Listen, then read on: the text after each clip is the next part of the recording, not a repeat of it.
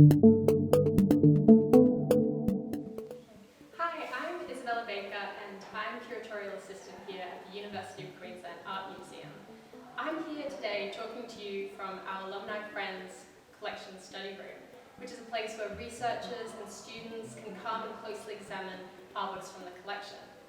I really want to share with you one of my favourites in the collection, which is a painting by Anne Wallace, and it's titled I Shall Be Released.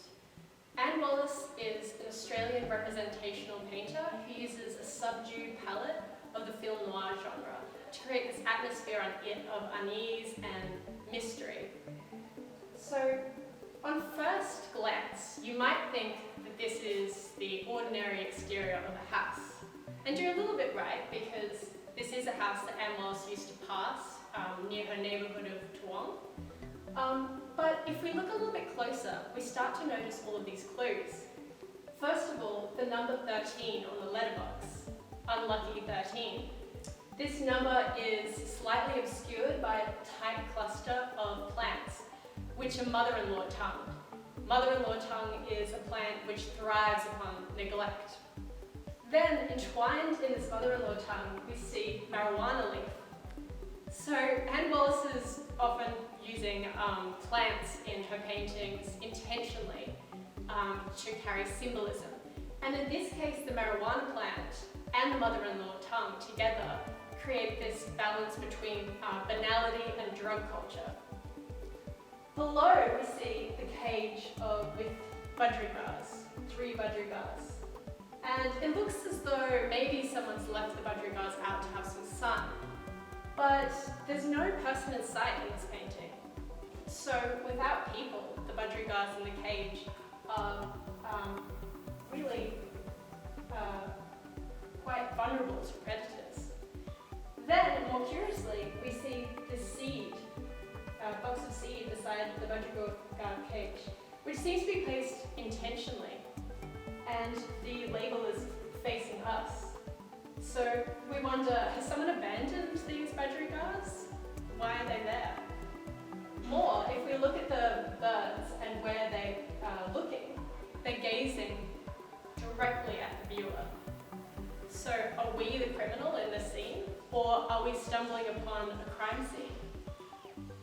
Anne Wallace was really influenced in police photographs of crime scenes, so she used that a lot for her influence with this painting. Even more, if we look at the lines in this cage, this is repeated behind in the lattice work of the house. So it draws our attention to beneath the house and starts to question what's going on downstairs. Is there something sinister going on there?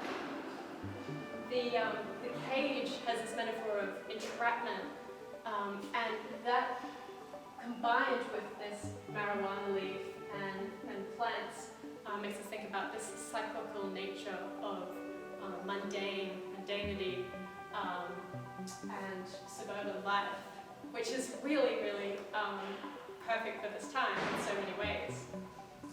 So this work is one of my favourites because it has so many questions to it and not a lot of answers. And it's been on my mind a lot, this painting, as I've been walking in the afternoon, as the exterior of houses is one of the only things that we've been able to see of people's life, of people's presence. It kind of makes me think about how much the exterior of a home says of its occupants. So if you want to see this artwork, I really encourage you to get onto our website and go to the collection tab and send us an email. Also, we have so much collection content in our Instagram and Facebook and Twitter, where we're really teasing out all of these gems from our collection and talking about them.